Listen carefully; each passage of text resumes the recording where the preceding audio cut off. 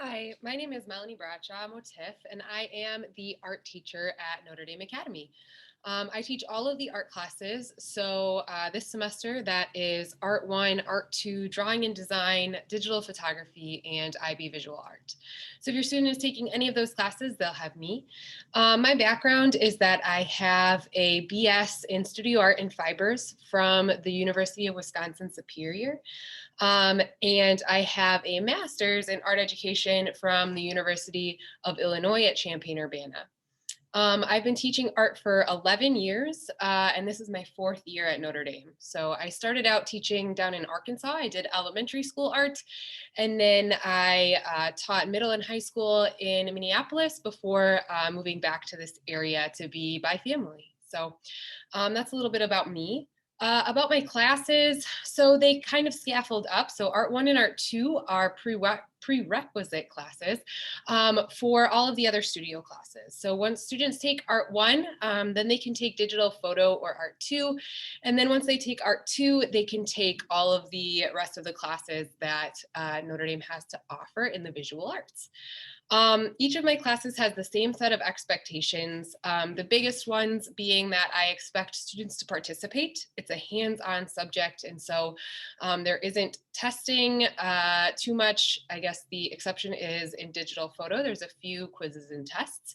All of the other classes are completely project-based, and so I'm expecting that students are working during class time to be able to create different products. And a lot of my class is about the process of making. And so it's important that they're making art in the art room so that that process comes into the curriculum as well. I also expect that students are being respectful and safe. We use a lot of different kinds of materials here. I'm expecting that they are respecting the people around them, that they are being kind to one another, and then also that they are using materials correctly and being responsible with those in order to maintain an environment that's safe for everyone and where everyone feels comfortable. I also expect that they are responsible and that they are doing their best to meet deadlines. I'm willing to be flexible if there are things going on in students' lives, and I encourage them to reach out if they need accommodations, things like that. But otherwise, I'm expecting that they're responsible, staying on top of tasks and turning things in when things are due. I'm also expecting that they communicate with me. That is in order to make sure that I am meeting their needs. I need to know what their needs are. So if they're having issues, if something doesn't make sense, I'm always encouraging students to reach out. So I'm available via email and before and after school, as well as my prep periods, which are fourth and fifth hour.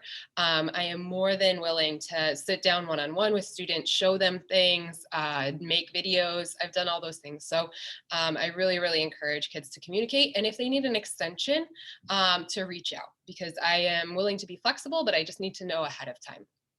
Lastly, cleaning up space and materials. So kind of in line with the other things I've talked about, but this is a shared studio space. And so I'm expecting students to take care of it. They need to make sure that they're putting materials away and that they are making sure the space that they're inhabiting looks the same when they're leaving as when they're coming in so that the next class has a nice blank slate to work with. So those are my classroom expectations. In terms of grading, I grade projects on rubrics. Everything comes down to 4 parts. So they get points for turning the project in on time. They get points then for their planning, their thought process, putting thought into it. And then they get points for the product itself. And finally, they get points for the reflection afterwards. So by having all of those parts included, it kind of allows room for experimentation, some risk taking, so that if the product itself doesn't turn out exactly how they wanted, if they can show me that they were planning, they thought through it, and then they reflect on what they would do better next time, the grade itself is not going to be too much affected. So I try to make sure that I'm giving kids credit for all of the work that they're putting in rather than just what the end result looks like. Each rubric is going to be in Google Classroom at the beginning of each project, so they'll always know exactly what they're working for or working towards, what skills we're working on, that kind of stuff will always be communicated at the beginning of each project. And then lastly, in the syllabus and welcome letter, you can find those in Google Classroom. I talk about some originality and copyright issues. So we just want to make sure that we're making our own art. And throughout the class, we talk about how to get away from just copying and how to kind of take reference and be inspired without just copying things. So copyright does apply to art as well, and plagiarism. And so I try to teach kids exactly what that looks like in the visual arts, and then steer them into developing their own artistic voice. So if you have questions, please feel free to reach out. You can email at any point and I will try to get back to you within 24 hours.